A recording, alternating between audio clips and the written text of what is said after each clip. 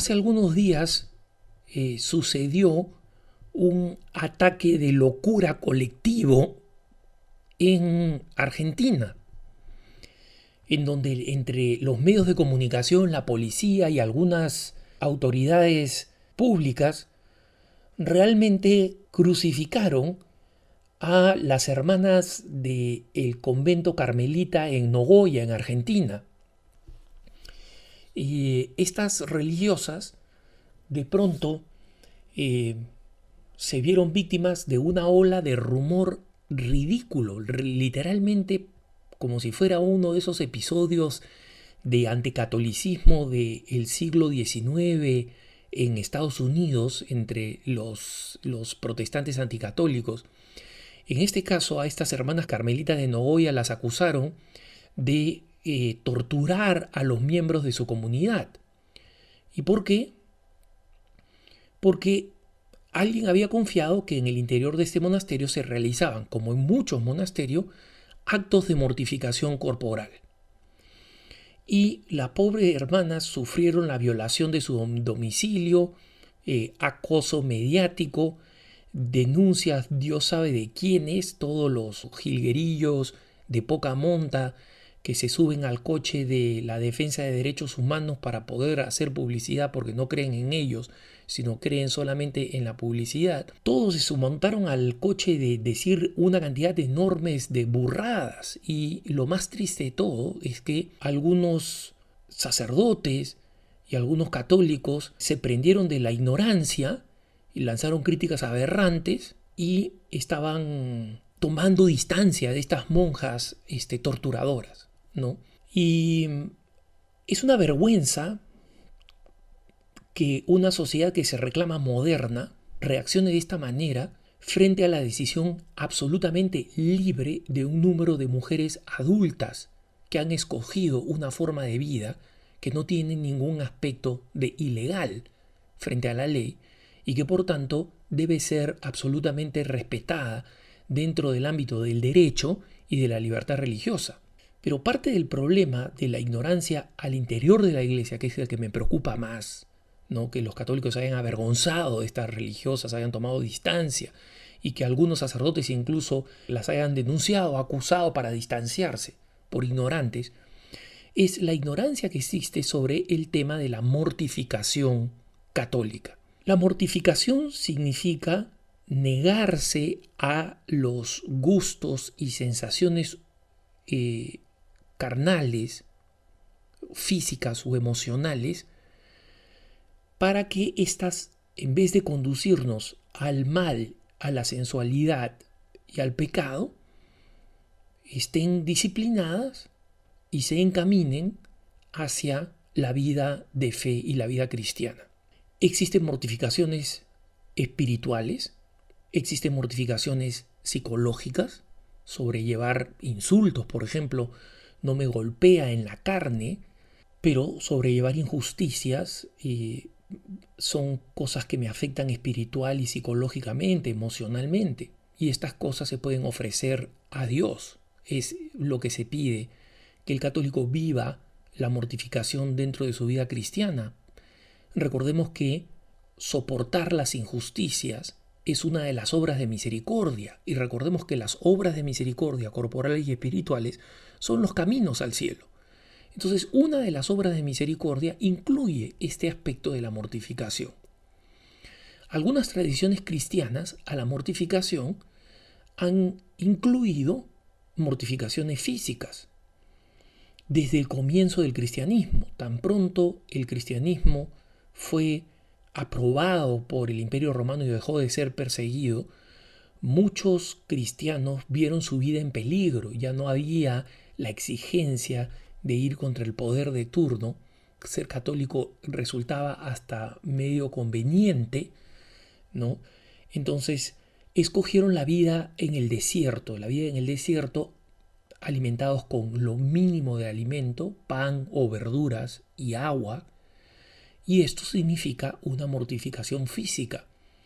Cuando los grandes autores, San Gregorio de Niza y San Gregorio Nacianceno, nos cuentan cómo vivían los primeros padres del desierto nos hablan de la increíble delgadez que vivían y de la razón por la que habían escogido deliberadamente el desierto, un lugar apartado donde el calor era muy fuerte, donde en invierno el frío de noche podía ser muy intenso. ¿Para qué? Para no vivir en una situación de confort o de comodidad, sino exigir a su propio cuerpo.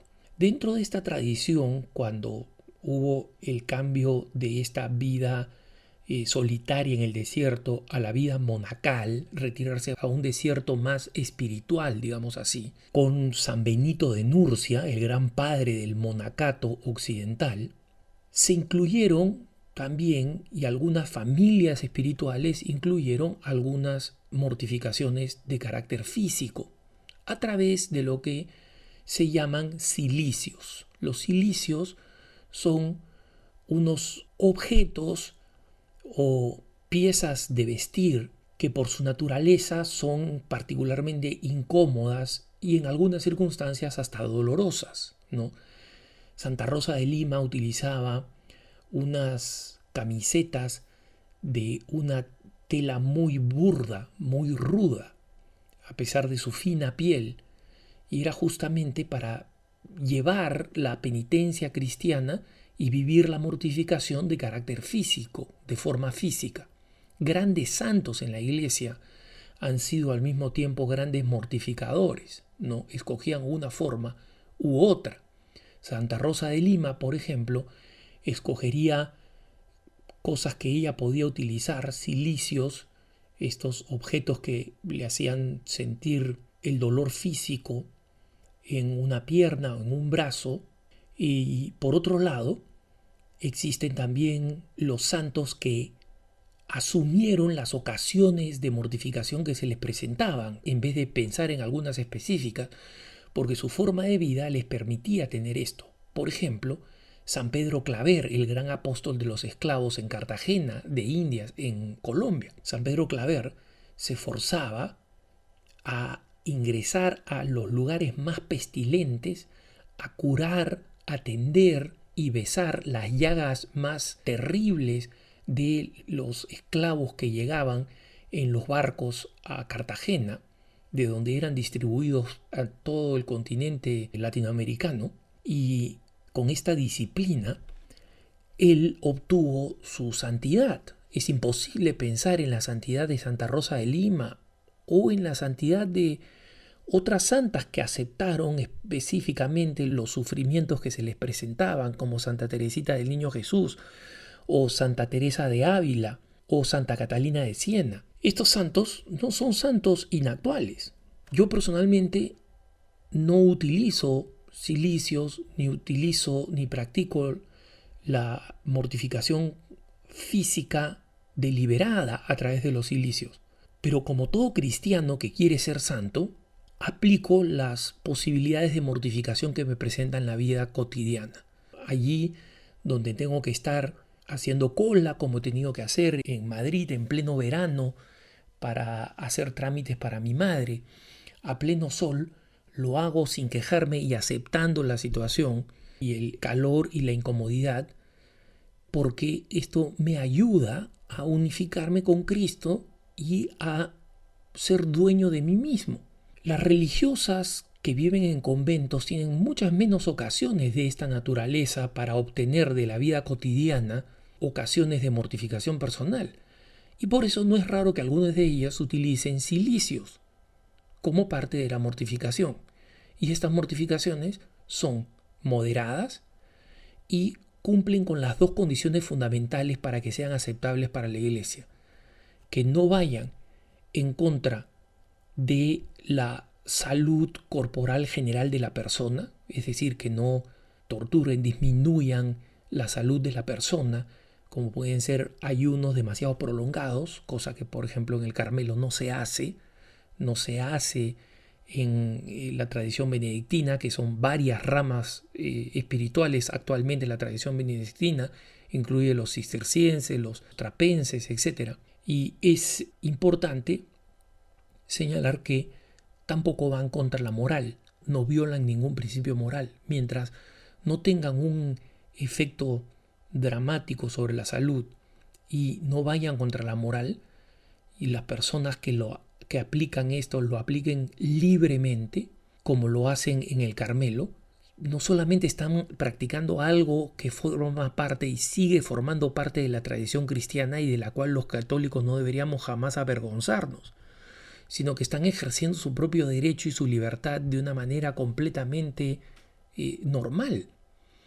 Nosotros vemos a los monjes budistas y los largos ayunos que hacen, o vemos a los musulmanes realizar el Ramadán, que supone durante un tiempo muy prolongado, más de 40 días, no recibir alimentos durante el día de la salida del sol a la puesta del sol. Y esto normalmente en el hemisferio norte suele coincidir con el verano y en consecuencia con la primavera, y en consecuencia los días son largos, son muy largos, ¿no?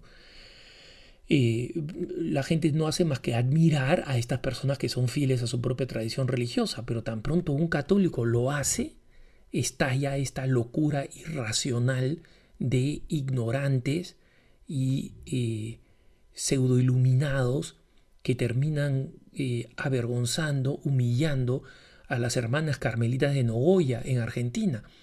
Pero estas hermanas carmelitas, en primer lugar, ya las organizaciones de prensa argentina han censurado a los portales de internet que difundieron estas noticias y las han dejado en el lugar de la vergüenza periodística en la que deberían estar y les corresponde.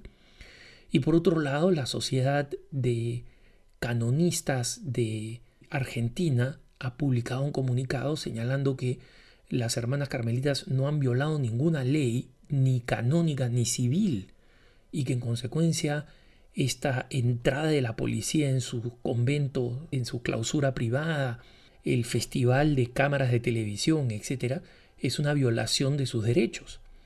Los católicos tenemos que recuperar el sentido de la mortificación y agradecer que éste sigue siendo vigente al interior de la Iglesia, porque quienes se mortifican no solamente se santifican, sino que también expían los pecados de todos los pecadores. Que tengas un buen día.